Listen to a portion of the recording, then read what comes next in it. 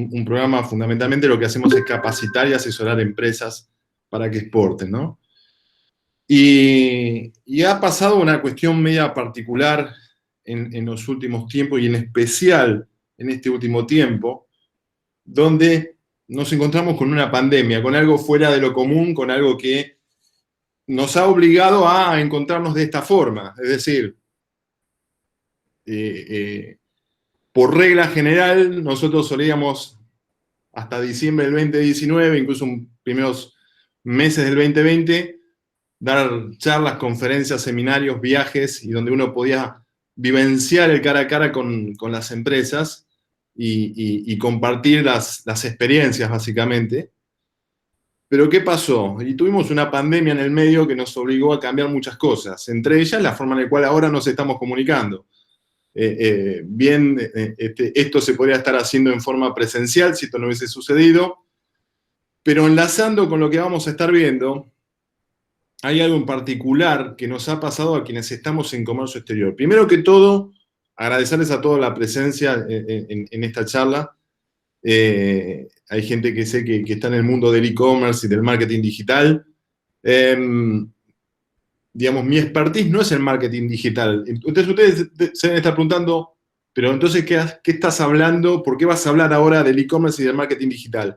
Porque está pasando un fenómeno medio extraño a los que estamos en comercio internacional, donde día a día estamos viendo de cómo generar nuevos negocios para las empresas, donde trabajamos por ahí en lo que es viendo cómo es el desarrollo exportador de una empresa, analizando cómo generar nuevos mercados, nuevos clientes, y empezamos a ver y empezamos a tener a cargo, y nos empezaron a pedir que dentro de la cuestión del abordaje del comercio internacional de una empresa, de empezar a ver cómo esa empresa puede exportar, profundizar su comercio exterior, llegar a nuevos mercados, entrar a trabajar en forma, a ver cómo decirlo, holística, con lo que son las redes sociales, con lo que es el e-commerce y el marketing digital. Entonces esto nos obliga a quienes estamos en comercio exterior a que, si nosotros queremos procurar que una empresa empiece a exportar, la tarea de comunicar qué es lo que queremos vender, sea un producto o sea un servicio, ya no va tan por los canales tradicionales, o mejor dicho, no va solo por los canales tradicionales, sino que empieza a jugar muy fuerte lo que es el e-commerce, el marketing digital y otras herramientas. Por lo tanto, la mirada que yo voy a tener en relación a este tema va a ir básicamente de una persona que trabaja todos los días con empresas en comercio exterior, y que ahora, como parte del trabajo de quien está en comercio exterior, se le integra una cuestión adicional, que es poder ver cómo esa empresa se promociona para conseguir clientes. Es decir, ya está dentro de la órbita de quien lleva la tarea de exportar, el hecho de comunicar lo que pretende exportar. Y para quienes estamos en un trabajo constante con las empresas, ya sea en materia de auditorías, en materia de desarrollo de mercados, en materia de marketing internacional, no podemos pasar por alto, no podemos dejar de hablar de cuál es la estrategia que estás utilizando en materia de comunicación internacional. ¿Para qué? Para que después trabajemos con el experto, justamente, que está en marketing digital de la empresa, ya sea que lo tengan incorporado o sea alguien que es por fuera, empezar a trabajar en forma conjunta, cosa que no se daba hace un tiempo atrás. Es decir, la empresa contrataba a un especialista, le manejaba las redes sociales, le manejaba el site, le manejaba una serie de cuestiones en virtud a la comunicación, pero rara vez nos comunicábamos comercio exterior con los especialistas en marketing digital para trabajar en forma conjunta. Bueno, este es un fenómeno que viene sucediendo cada vez más frecuentemente. Y de hecho, en lo que va del 2021 se potenció. Por lo tanto, nos parecía interesante poder mostrar desde la óptica de una empresa que desea exportar, y qué vemos los que estamos detrás de que esa empresa pueda exportar, como las cuestiones fundamentales de una empresa que empiece a trabajar seriamente en una estrategia de comunicación entre tantas otras herramientas, a partir de una herramienta como es el marketing digital. Así que bueno, voy a ir compartiendo la pantalla. Espérenme un poquito.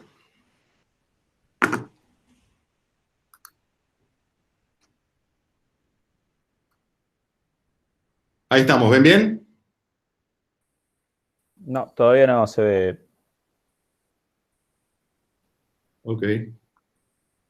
Volvemos para atrás.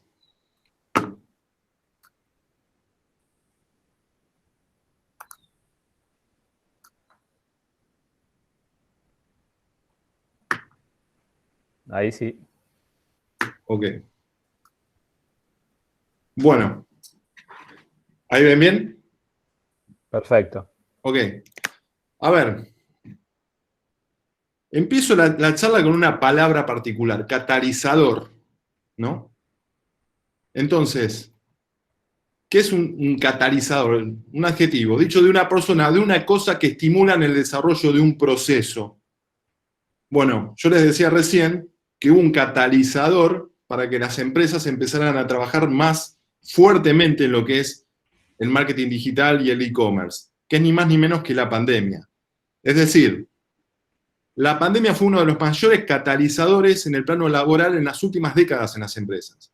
O sea, no solamente cuando hablamos en cuestiones de exportaciones y marketing digital, sino también cuando hablamos de procesos internos. Nos dimos cuenta de que podíamos descentralizar el trabajo, no estar tan pendientes de que si alguien iba o no a una empresa para que los objetivos se cumplan. En definitiva, es algo que nos puso a prueba, para bien y para mal en muchos casos, el hecho de poder trabajar con nuestros empleados o nuestro grupo de trabajo en forma remota. El e-commerce, el marketing digital, los profesionales en esta área, obviamente son un factor fundamental en ese catalizador. Es decir, aprendimos que podemos trabajar con gente fuera de nuestra empresa y no tener ningún problema, que era una de las grandes preguntas que las empresas se hacían a la hora de subcontratar a alguien. Nos dimos cuenta de que podemos descentralizar algo y no pasa nada. ¿Por qué? Porque nos vimos obligados a esto. O sea, nos tuvimos que poner a prueba necesariamente en forma obligatoria porque no nos quedaba otra. Entonces, ¿qué empezó a suceder? Que de golpe yo estoy trabajando en Buenos Aires y puedo subcontratar a alguien que está en Chubut. O puedo estar en Buenos Aires y puedo delegar una función, como me sucede habitualmente, en alguien que está en Entre Ríos. Y trabajar habitualmente y no hay ningún tipo de problema. Entonces, el catalizador fue la pandemia para algo que, como diría Drucker, el trabajo más importante de un ejecutivo es la identificación de los cambios que ya han ocurrido. Ser líderes del cambio, identificar el futuro que ya ocurrió. Es decir, ¿por qué digo el futuro que ya ocurrió? Porque empezamos a tener que convencer a alguien que nunca por ahí le vamos a llegar a ver la cara de que compre nuestro producto. Antes nos subíamos a un avión, íbamos a una feria, íbamos a una exposición, negociábamos, nos conocíamos y cerrábamos un negocio. Ahora, obligatoriamente, casi, más allá que se está abriendo algún que otro mercado, tenemos la cuestión de tener que cerrar negocios sin conocernos cara a cara, más allá de lo que nos dé la posibilidad un ordenador. ¿Por qué? Y porque está pasando esto. Miren este cuadro que interesante. ¿Cómo evolucionó el e-commerce entre el 2010 y el 2020? Entonces van a ver que de 2010 hasta 2019 creció 1% anual. ¿Y qué pasó a partir de diciembre de 2019 a 2020? Creció 16%. Es decir, se estima que hoy por hoy se está trabajando en materia de e-commerce lo que debería haber pasado entre el 2030 y el 2032. No es un dato menor. También esto implica que tenemos que empezar a acostumbrarnos a trabajar de esta forma, porque si no vamos a quedar fuera del circuito. Entonces, este cuadro es muy gráfico. 1% se creció interanual hasta diciembre de 2019 y de diciembre de 2019 a hoy, no digo que se duplicó, sino que hasta un poquito más. Entonces, esto es el futuro que ya ocurrió. Esto es lo que yo les decía acá en frases de Drucker, el padre del management. Un poco la función del gerente, del líder, del CEO de la compañía es ser líder del cambio. Y esto, saber estudiar esto que está pasando, es ser líder del cambio. Ahora, obviamente esta estadística que muestra que se creció hasta un 34%, ¿no? ¿Qué veo en lo que puede llegar a pasar a futuro? Que tal vez no se crezca de la misma forma en los próximos años. ¿Por qué? Y porque se va a tender a volver a una cierta normalidad. Pero esto quedó instalado para siempre. Es decir, ya nos damos cuenta de que podemos trabajar tranquilamente con las empresas de esta forma, y no tener ningún inconveniente. Ahora, fíjese esto. El grupo Inditex, dueño de Zara, invertirá 1.000 millones en ventas digital tras reportar fuertes caídas en un trimestre. 1.000 millones de dólares. Es decir, algo está sucediendo indudablemente para que una empresa como Zara es una de las empresas más grandes del mundo. Ortega es el dueño, es uno de los tipos más acaudalados a nivel internacional. Y Zara no trabajaba con e-commerce. Y empezó a invertir en esto porque se dio cuenta que el tema viene por ese lado. Es decir, como hay lugares que se está avanzando en la salida de la pandemia, hay muchos lugares que no. Y indudablemente esto es un factor decisivo. Fíjense este tema.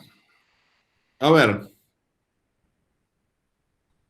Este es un video, lo pueden encontrar en YouTube tranquilamente, que es sobre una persona de golpe gorda y de golpe lo ven musculoso, que entrenó durante 100 días seguidos, ¿no?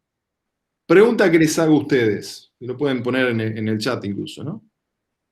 ¿Qué les parece que sucede con la gente cuando ve un video de estas características? ¿Cuál es el comportamiento? O sea, ¿cómo interactúa la gente con ese video?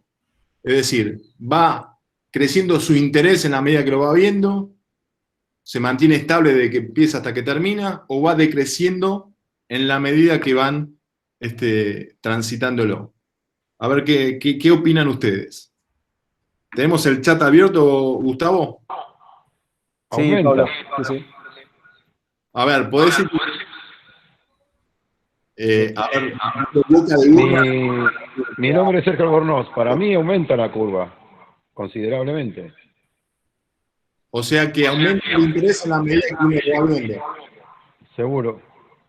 A ver, ¿tenemos otras opiniones?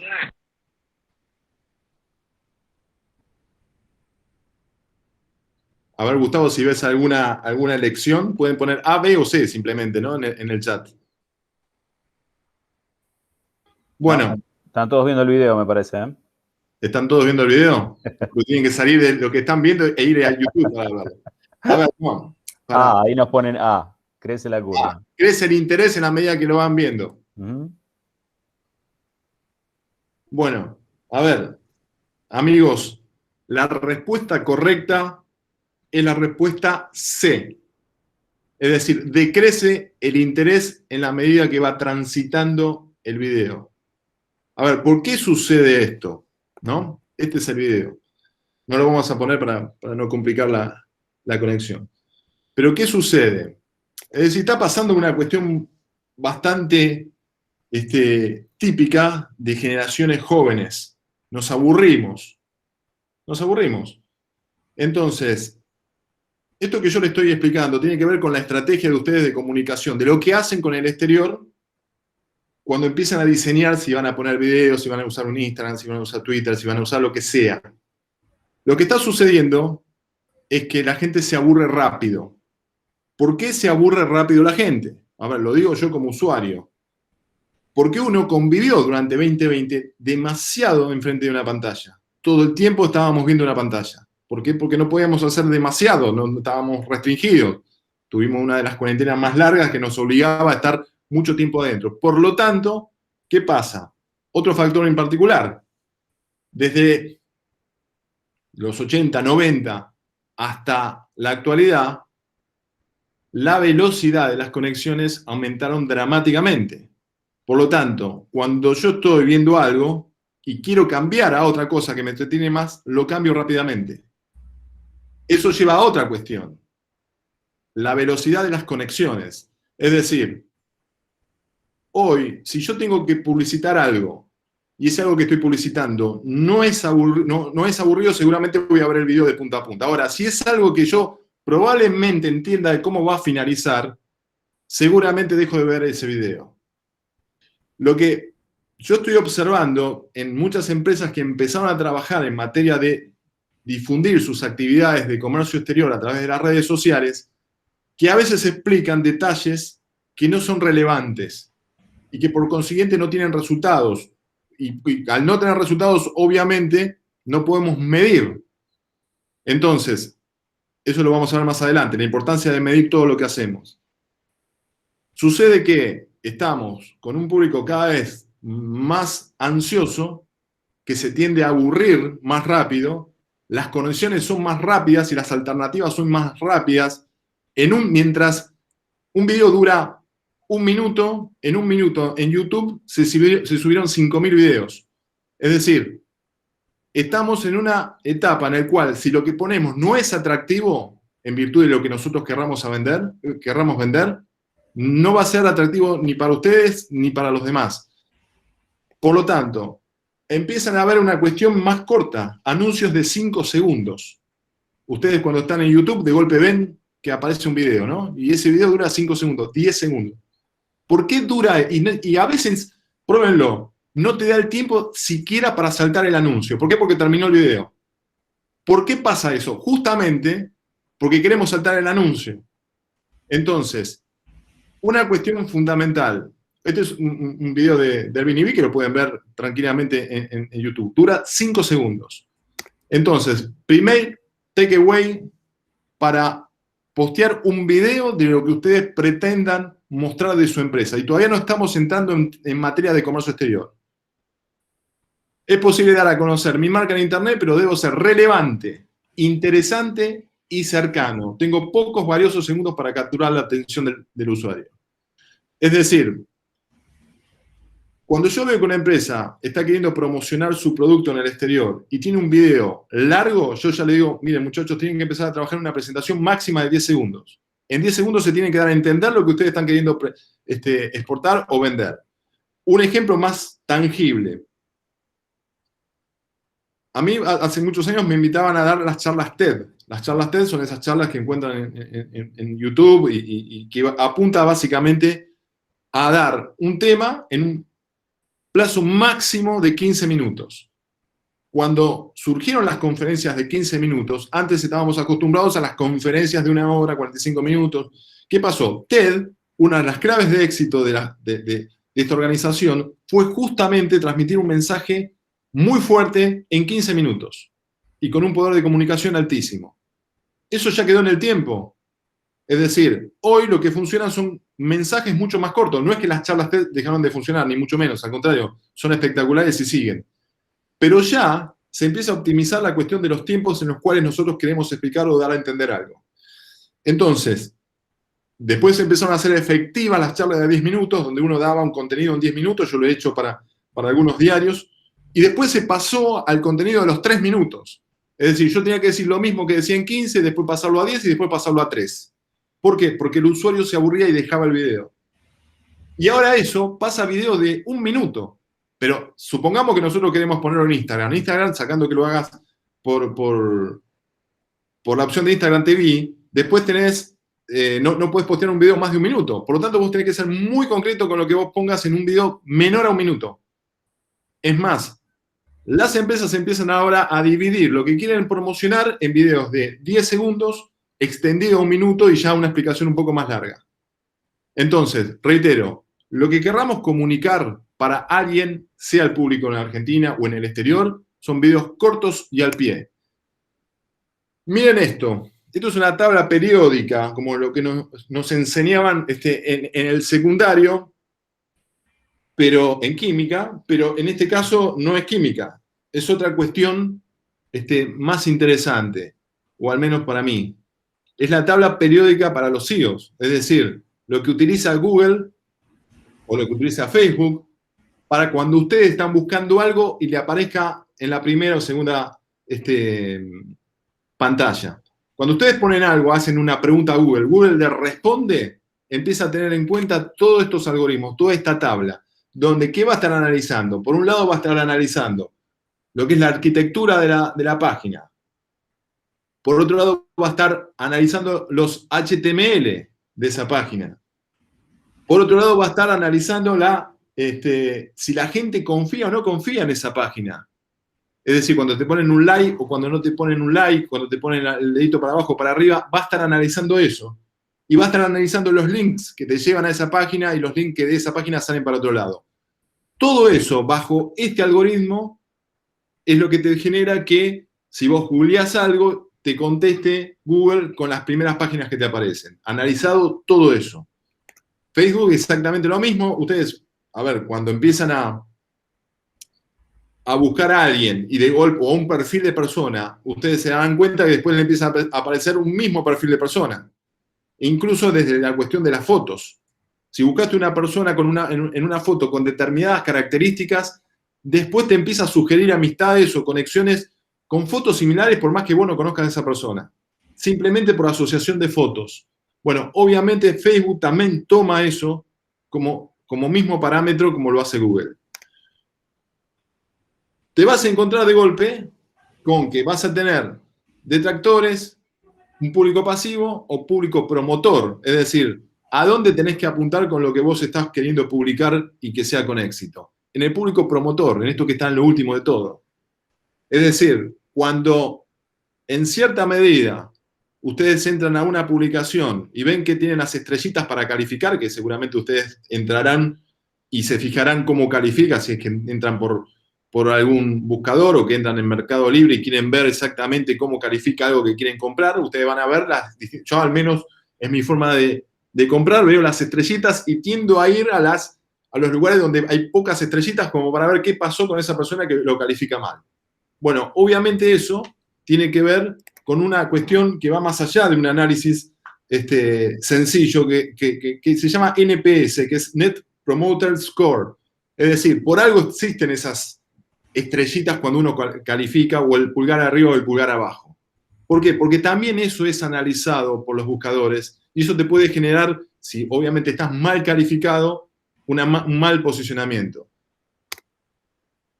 Airbnb se dio cuenta hace muchos años, de hecho parte del equipo de trabajo mío es quien lleva adelante el site de Airbnb, que puso como condición que las publicaciones sean de calidad.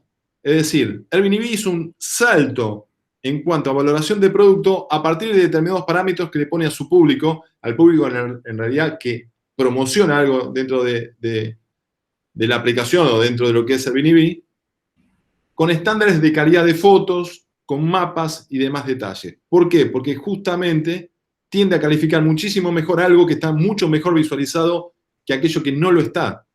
Entonces, todo eso hace a la generación del valor dentro de lo que es el producto.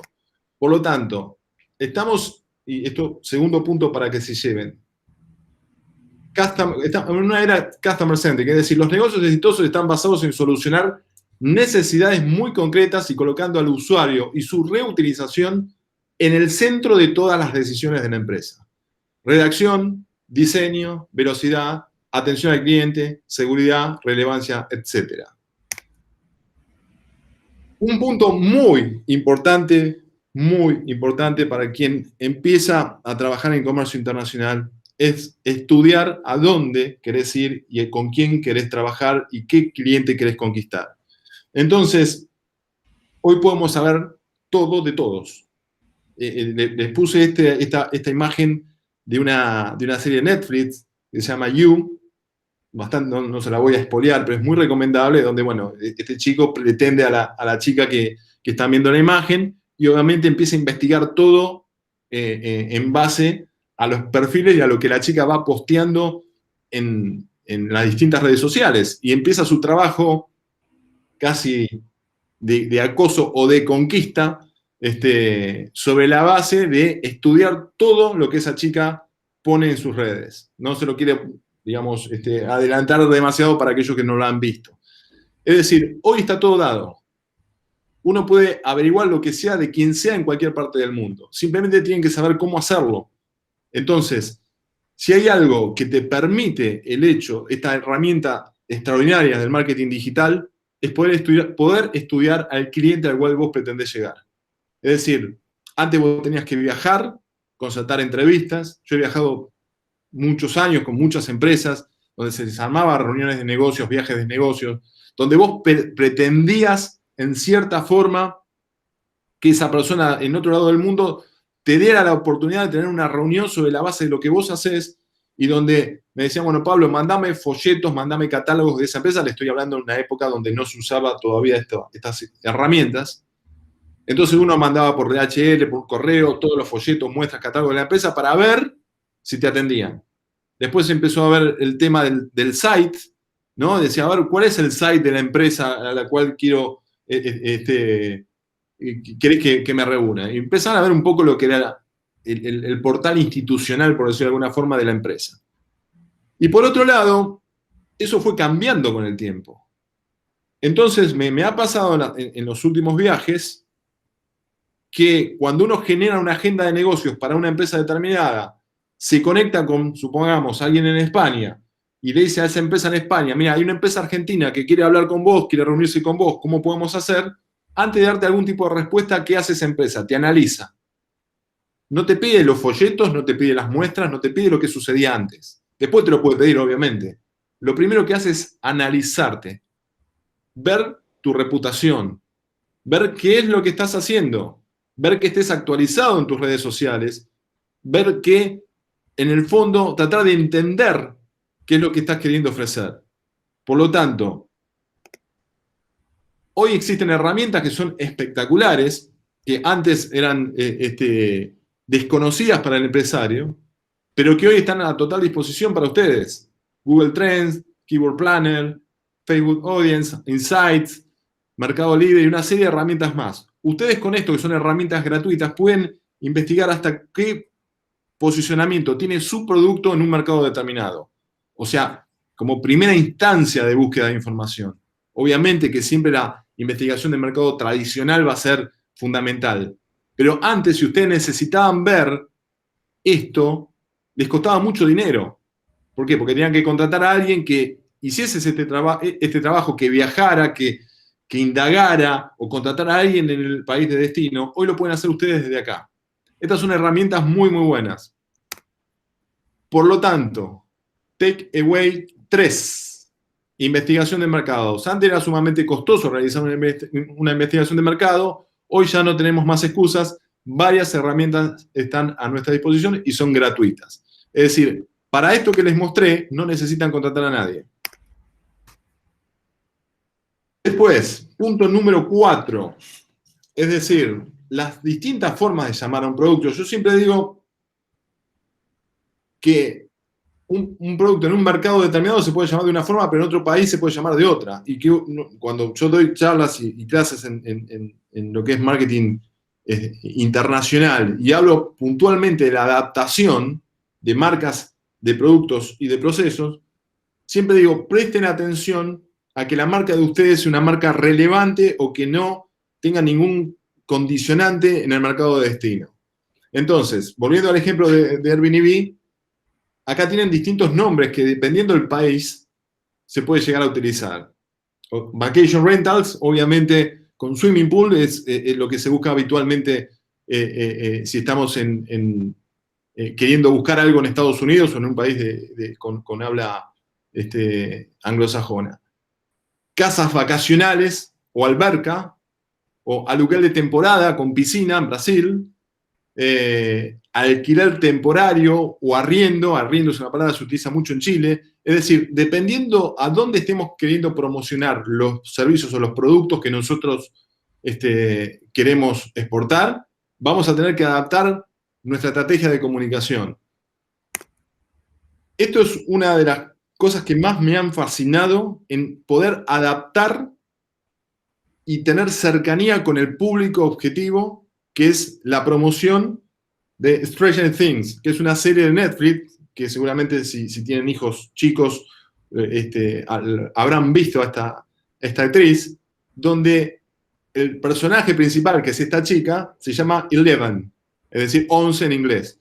Entonces, para promocionar una nueva temporada, acá en Argentina, un mensaje muy corto y muy concreto del personaje principal a la gente del barrio de 11. ¿Por qué? Porque se enteró, digamos, han investigado de que hay un barrio que se llama 11 en Argentina, donde el público argentino es un público muy fuerte para la serie, y han dirigido un mensaje especialmente para la gente de 11. Es decir, no hay mejor retorno, o sea, el ROI, de este tipo de inversión que ser muy asertivo y cercano con la gente que nos queremos comunicar.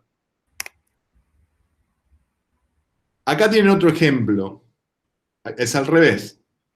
En este caso, del banco ICBC, ACBC, donde contratan a Iván de Pineda para que sea su imagen, sin utilizar ningún tipo de buscador. ¿Saben lo que significa ICBC? Tenemos un boca de urna, Gustavo, por ahí. No aparece nada. No busquen, por favor, no me hagan trampa porque yo no puedo controlar sus máquinas. La Commercial Bank of China. Ahí va, vamos, Claudio. ¿Qué cosa? Banco Industrial de China. Somos clientes hace muchos años, por eso. Ok, es Industrial and Commercial Bank of China. Industrial and Commercial Bank of China. ¿Por qué se llama así en Argentina, ICBC? No es una casualidad. ICBC es el banco posterior al Standard Bank. Es decir, lo que quedó de Standard Bank como clientela, siempre el Standard Bank fue posicionado como un banco de un público medio alto. Cuando el ICBC empieza a operar en Argentina, porque deja de trabajar el Standard Bank, empiezan a investigar si era mejor presentarse con el nombre completo o solamente ICBC.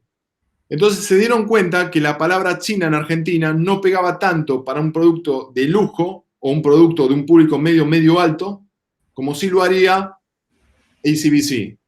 Entonces han decidido, por una cuestión obviamente de estudio de mercado, utilizar ese nombre por arriba del nombre completo del banco. Eso lo hacen acá en Argentina. Entonces, punto número 4, relevancia y cercanía. Debo adaptar el mensaje a mi audiencia objetivo. Nuestro mensaje tiene que ser claro y entendible. Es decir, cuando empecemos a promocionarnos en determinados mercados, tratemos bajo todos los medios de empatizar con nuestro interlocutor. Siempre. Nuestro interlocutor, obviamente, ¿quién va a ser? El potencial cliente que tengamos en ese mercado. Y en materia de comunicación suele haber muchísimas fallas porque se cree que lo que funciona en un mercado va a funcionar en todos los mercados. Y no es así. Y justamente lo que nos permite el marketing digital, el poder trabajar con e-commerce, con herramientas de tecnología, es poder dirigir nuestro mensaje al público que querramos exportar o que querramos conquistar. Yo, en mi caso, conozco bastante lo que es España, bastante lo que es Barcelona y bastante lo que es Madrid en particular. Y les puedo asegurar que los públicos son totalmente distintos. Cuando uno arma un producto de promoción siendo argentino, como si España fuese una sola, se está confundiendo. Barcelona funciona de una forma, Madrid funciona de otra forma totalmente distinta. Es más, muchas veces yo lo que sugiero con las empresas que nos acompañan es tratar incluso de aprender algunas cuestiones catalanes, algunas palabras catalanas. ¿Por qué? Porque es una forma muy sencilla y muy rápida de empatizar con el cliente en Barcelona. Entonces, sí, y esto es, por favor, tómenlo con mucha... a ver, no quiero con este mensaje ser ofensivo con nadie, pero sí he estado viendo en algunos sitios, incluso en algunas empresas, que han decidido incluir dentro de su home principal el lenguaje inclusivo. Está bárbaro, obviamente, y eso es muy respetable, pero ahora si quieren empezar a comunicarse con otros países, yo también lo que sugiero es que empiezan a entender que no en todo el mundo funciona eso de la misma forma. Y se los digo por un caso de hace unos días atrás, donde una empresa me mostraba su site, estaba hecho a la home en lenguaje inclusivo, y obviamente yo la sugerencia que le di es que estaba bárbaro, muy bien hecho, pero que desaconsejaba en cierta forma, para el mercado en particular que estaban queriendo exportar, utilizar el site de esa forma. Pero obviamente no quiero generar ningún tipo de debate, simplemente es entender de lo que estamos hablando y entender cuál es nuestro público objetivo y qué entiende nuestro público objetivo en relación a nosotros. Porque nosotros somos tan desconocidos para él como lo es él para nosotros. Por lo tanto, la forma en la cual nosotros acercamos un mensaje tiene que ser asertivo en virtud de lo que nosotros queremos ponernos como objetivo, que es ni más ni menos que conquistar un cliente. Por otro lado, de hecho he trabajado en este proyecto. Acá tienen 2 páginas, o dos proyectos de páginas que se terminaron transformando. Entonces, esto es promocionar, en su momento, ya tiene un tiempito esto, lo que era Flow, de Cablevisión. Y yo, de hecho, trabajé en el equipo que dio a luz este proyecto. Se los muestro más por separado, ¿no? Esta página y esta página para promocionar lo mismo, pero acá tienen las dos juntas. Pregunta que le hago a ustedes. ¿Cuál de las dos páginas es mejor? Damos 10 segundos. Y si me van diciendo en boca de urna. Derecha. La derecha. La opción B. Ahí tiran por chat también la derecha. Derecha. La derecha también.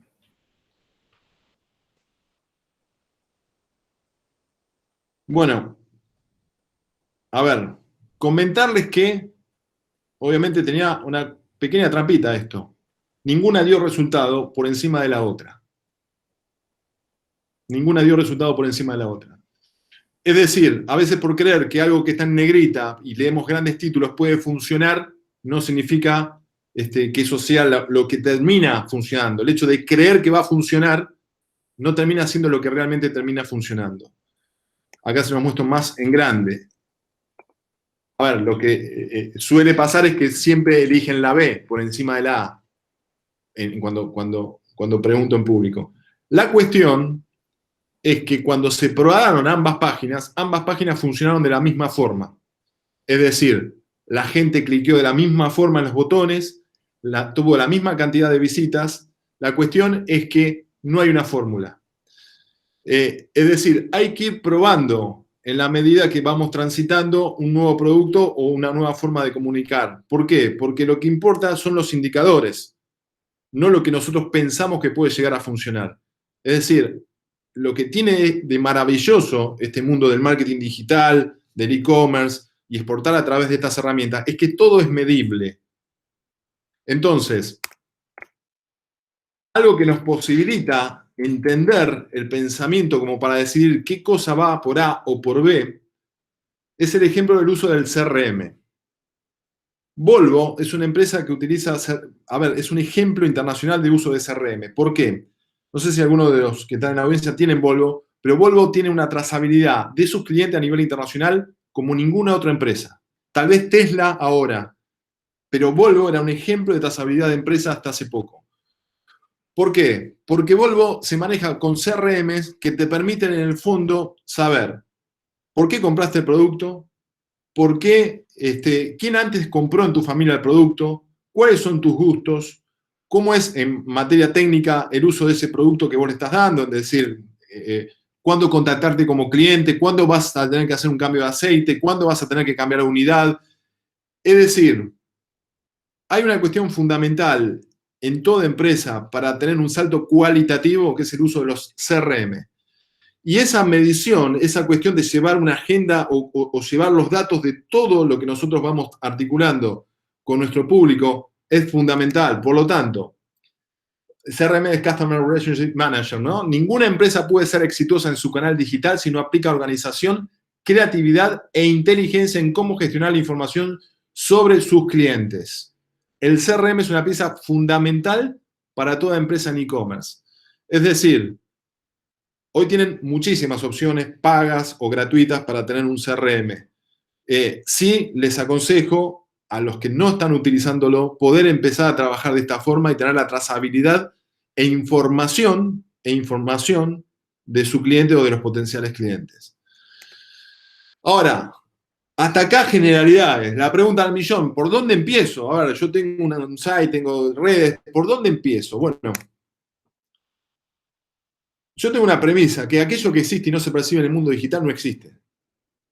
Es tan sencillo como eso. Hoy pasa eso. Vos podés tener una gran organización, tenés unos productos extraordinarios, pero soy un convencido de que si yo, que hago investigaciones de mercado, que voy en búsqueda de potenciar los productos de empresas argentinas que quieran exportar, Y si el que está del otro lado del mundo, por más que yo le dibuje lo que sea de la empresa que estoy representando, no la encuentra, no existe. Por más que sea una empresa que tiene 50, 60 años de tradición, si yo no te encuentro como quiero encontrarte, no existís para mí. Y eso es una tendencia cada vez más creciente, y es una tendencia cada vez más creciente entre los empresarios más jóvenes. Es decir, si yo soy una empresa que quiero ser el proveedor de una empresa que está liderada por gente joven, muy probablemente tenga más problemas en cerrar un negocio de aquella empresa que no está tan acostumbrada a buscarte por redes sociales o a buscarte por medios digitales, que porque por su tradición y formación están más acostumbradas a la época en la cual no se utilizaba esto. Por lo tanto, lo primero que tengo que empezar a entender es lo siguiente. Acá le doy el ejemplo, ¿no? de 4 cuadrantes en el cual, por un lado, van a tener productos masivos, por otro lado, productos de nicho, por otro lado, productos simples y por otro lado, productos sofisticados. Cuando yo entro a comunicar, tengo que darme cuenta de, vamos a suponer que yo quiero exportar servicios, ¿no? Soy como Price, ¿no? En el rincón de abajo, donde son contadores, abogados y estudios profesionales. Yo voy a tener que comunicar para una cuestión de una venta consultada, o lo que se llama lead generation. Es decir, tengo que comunicar de una forma que me genere a mí la potencialidad de concretar una venta de mis servicios a un cliente determinado que va a estar buscando pura y exclusivamente ese servicio sofisticado. Ahora, puedo tener un producto, ya si salgo del rubro servicios, puedo tener un producto que es simple, como un bate de béisbol o como algún otro producto similar, pero de nicho. Es decir, Argentina, supongamos, no tiene una tradición de juego de béisbol, por más que cerca del aeropuerto de Ezeiza esté el Estadio Nacional de Béisbol. No sé si ustedes saben, pero tenemos un Estadio Nacional de Béisbol. No sé qué se debe usar, pero tenemos un estadio. Sin embargo, hay una empresa argentina que exporta productos de béisbol a Estados Unidos. Exporta productos de béisbol, es como que nos quieran exportar carne a nosotros. No estamos muy lejos, ¿no? Si seguimos así. Pero es como que nos quieran vender carne a nosotros y que sea buena. Entonces hay una empresa que supo distinguirse comunicacionalmente para vender sus productos, es una empresa de zona norte, para vender sus productos a esos mercados. Después, por otro lado, podés hacer una campaña de comunicación de nicho, masiva y de servicio, como puede ser Netflix, que es lo que busca básicamente suscripciones. O podés apuntar a multicanales, multichannels, en materia de vender un producto tan masivo y simple como una pelota de fútbol o botines. Entonces, lo primero que tenés que pensar cuando vos le des la instrucción y pensándolo en forma conjunta con alguien que te lleve el marketing digital, es saber en qué cuadrante está lo tuyo. Por regla general, los que damos servicios de comercio exterior, consultoría y demás tipos de trabajos parecidos, siempre vamos a estar en el cuadrante celeste. Siempre. Porque siempre acá lo que suele suceder con aquellos que quieren exportar algún tipo de servicio es no saber cómo comunicar. Porque entras a los sites de esas empresas y no entendés qué están ofreciendo. Entonces, lo primero que tenés que identificar en qué cuadrante está lo tuyo.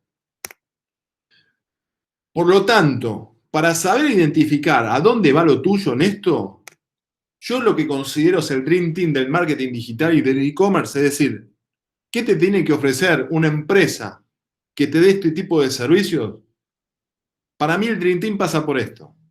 Obviamente, cuestiones de fotografía, como lo que mostraba de Airbnb, muy buenas fotos, camarógrafos, editores, guionistas, redactores publicitarios, representantes de atención al cliente, coordinador de redes, diseño gráfico, programadores, desarrolladores, maquetadores, analistas de marketing, te lo voy leyendo en zigzag, ¿no? Y analistas de exportaciones con conocimiento integral de la estrategia. Es decir, cuando vos estés buscando un proveedor de servicios para que posicione tu empresa en el mundo internacional de los negocios a través del marketing digital, por lo menos que te presente este tipo de credenciales, porque es lo que vos vas a necesitar para hacer una buena estrategia. Es decir, al menos esto es lo que yo he visto en casos de éxito, en lo cual han radicado su pensamiento central para decidirse entre A, B o C en materia de provisión de servicios.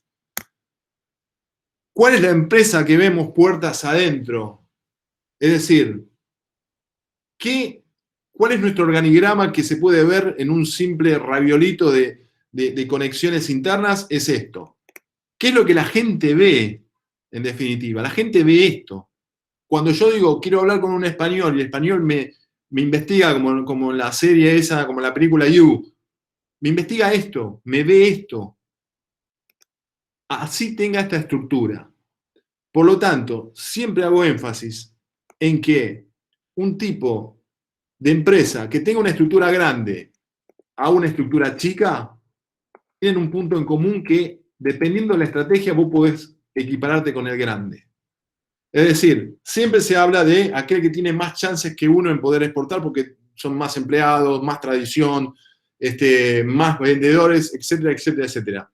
Yo les puedo asegurar que estructuras chicas como esta, a estructuras un poco más grandes, incluso hasta lo pueden desarrollar más abajo, se igualan en este punto, siempre y cuando sepan elegir este punto. ¿Ok?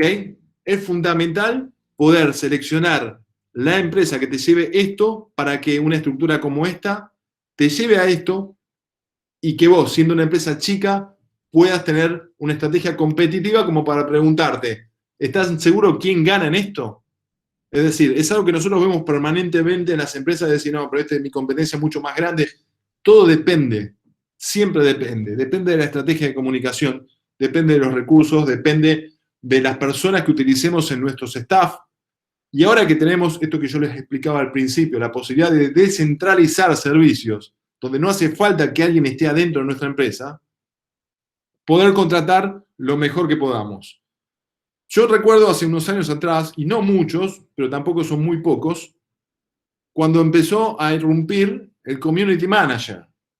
Entonces el Community Manager, yo me acuerdo habiendo trabajado con empresas multinacionales, era, les diría, el que le da una mano al pasante de comunicación, más o menos a ese nivel. Es más, no lo estoy exagerando, en algunos casos que he visto ha sido así. Es esa persona que le da la mano al pasante del área de comunicación. Cuando las empresas empezaron a entender la importancia de incorporar un comunicador o un estratega en comunicación digital, esa persona que hace algunos años dependía del pasante de comunicación, hoy depende directamente del CEO de la empresa. ¿Por qué? Porque el CEO de la empresa está interesado en saber qué hace y qué piensa el estratega digital de nuestra empresa. Por lo tanto, un ejemplo de lo que sería una estrategia integral de comunicación digital. Pongo el ejemplo de los vinos porque es un producto tradicional nuestro, ¿no? Pero trabajar integralmente es una clave. Es decir, no trabajar en forma aislada con esto que va surgiendo. O sea, trabajo con Instagram, con Twitter y demás cosas como cuestiones aisladas. Uno me la lleva mi sobrino, otro la llevo yo, otro responde como puede el comercial. No, esto tiene que ser una estrategia integral porque es la única forma de que las cosas nos salgan bien. Ejemplo, el site, nuestrosvinos.com, por decir cualquier nombre. Abro un paréntesis acá importante. Cuando hace 20 años atrás empezábamos a hablar de los sites en las empresas, de cuán importante era tener un website dentro de una empresa. Yo me recuerdo que empezaba en los seminarios, 100 personas le preguntaba, levante la mano, ¿quién tiene un website? ¿No? Entonces de 100 tipos levantaban la mano 15, como mucho 20. Entonces yo le decía, tengan en cuenta que lo que se viene es que todo el mundo tenga un website. Obviamente hace unos años atrás ya no pregunto más quién tiene un website, porque se suponía que todo el mundo tenía un website. Pero ahora empieza a haber otro paradigma. ¿Es necesario tener un website? ¿Por qué? ¿Dónde surge esto? Y esto obviamente surge de la cuestión de medir. Empezamos a darnos cuenta de que dependiendo qué hagamos, no es tan necesario tener un website. O no es lo primordial tener un website. Si todo lo demás lo trabajamos en forma orgánica e integral. Integralmente es la forma en la cual podemos llegar a prescindir de tener un website sabiendo trabajar todo el otro mundo de las redes sociales. Cierre paréntesis. Una buena estrategia de comunicación, si es que queremos empezar a trabajar con el exterior y empezar a tener resultados y empezar a ver cómo nos ven por lo menos, es un website con esta observación que les hice. Obviamente en Twitter, opiniones y noticias sobre vinos, una fanpage donde diga nos encanta producir vinos, un Instagram donde dice aquí nace el vino de exportación con fotos, videos y demás cosas, Pinterest con las recetas, con los vinos y demás cosas, un canal de YouTube donde pueden mostrar cómo se produce el vino, la vendimia y demás cuestiones. Los perfiles de los directivos en LinkedIn, obviamente, es muy importante, porque LinkedIn es una red maravillosa. Yo le puedo asegurar que en el plano profesional, a mí es de lo que más me da resultado, pero obviamente estoy en un segmento de trabajo muy particular. Pero les puedo asegurar que cuando trabajan con LinkedIn en forma pensada y planificada, les da muchísimos resultados. Ahora, si vos tenés todo desarrollado y quieren ver tu perfil como líder de esa empresa y no te encuentran en LinkedIn, ya tenés una falla. También, obviamente, podés llegar a ser posteado en Wikipedia, en Periscope. Yo lo puse ahí porque fue una de los primeros streaming que hubo, pero obviamente pueden usar cualquier tipo de streaming donde podés ver y mostrar tus vendimias y demás cosas. Coordinar una reunión por Zoom o por Meet o Teams, lo que sea. ¿Por qué? Porque ya las reuniones de trabajo tienden a ser de esta forma, como decía al principio. Cerramos negocios sin conocernos personalmente, más allá de que esto puede llegar a ser un tipo de relación. Pero de hecho, antes de empezar la charla de ahora, estaba comunicado con una persona que vengo hablando y cerrando negocios con él desde el año pasado, el cual no conocí nunca. ¿De qué país es esa persona que no conocí nunca? De Argentina. ¿De qué parte de Argentina es? ¿Que es lejos, que no te pudiste ver nunca? No. Yo estoy en zona norte, de zona sur. Nunca nos conocimos personalmente. ¿Por qué? Porque todos lo decidimos por esto. Entonces, obviamente que quedamos en vernos, a ver, si nos vemos por primera vez, dijimos en la última charla, pero, a ver, hoy por hoy tenés todas las herramientas de comunicación internacional que te puedas imaginar. Y obviamente si trabajás con e-commerce, también decís, mira, yo tengo PayPal, ¿eh? Es decir, entre esto y esto tenés una estrategia de comunicación a través de redes muy completa. Es decir, alguien que te va a buscar del exterior para ver si sos bueno, para ver por qué te querés reunir con él en tu próximo viaje, o siquiera ni siquiera en el próximo viaje, para darte un Zoom, va a indagarte por este lado. Va a ver quién sos. Por más que después se reúnan en Zoom y no te cuente que te estuvo viendo, muy probablemente te estuvo viendo. ¿Por qué? Porque es muy fácil ver. Y cuando no te entran a encontrar, ya ahí empezás a tener un problema. Algo pasa que no te encuentran. Y otra cosa muy importante, que siempre digo, que una cosa es estar en redes sociales y otra cosa es ser social en redes sociales. Son dos cosas distintas. Son parecidas, pero son totalmente distintas. Una cosa es decir, yo tengo la web, la fanpage, Instagram, bla, bla, bla. Y otra cosa es ser social en esas redes sociales. Porque si yo entro a tus redes y veo que lo último que posteaste fue dando un saludo de fin de año, y obviamente no sos muy social en las redes sociales. Obviamente que hay redes que te dan más o menos resultados y vos sabrás en cuáles trabajar. Pero lo peor que te puede pasar es decir, tengo todo esto y lo tengo desactualizado. ¿Por qué? Porque hoy es un canal de comunicación muy importante, muy relevante y que te permite cerrar negocios. ¿Qué te permite toda esa cuestión? Y el famoso embudo de los negocios. Un negocio que mide bien conoce a sus clientes, es decir, empezás por una cuestión de descubrimiento a través de las redes sociales, empezás a llevar a la gente cada vez más abajo al interés, a la investigación en Google, al comunicarte a través de mails y fundamentalmente la recompra y la recomendación. Yo trabajo hace ya un tiempo importante como director académico en IAE. IAE es una escuela de negocios de la Universidad Austral y soy el director en dirección de exportaciones. La forma en la cual se captan alumnos es esta forma. Se trabaja con el famoso embudo. Es decir, se comunica en las redes, se empieza a generar la masa crítica que le interesa un curso en particular, te empezás a comunicar con la gente y fundamentalmente hay una cuestión particular con esto que hacemos, que es que la gente compra cualquier producto que vos le estés ofreciendo, ya sea por su experiencia positiva o por algún tipo de recomendación. Por lo tanto, hay que maximizar, y acá les muestro 3 consejos seguidos para ir cerrando. Maximizar el uso de las integraciones. Es decir, los emprendimientos de hoy buscan ser Lean Organizational Structures, organizaciones eficientes que utilizan pocos recursos para generar más valor para el cliente. Por otro lado, no se puede gestionar lo que no se mide. Todo esto se mide.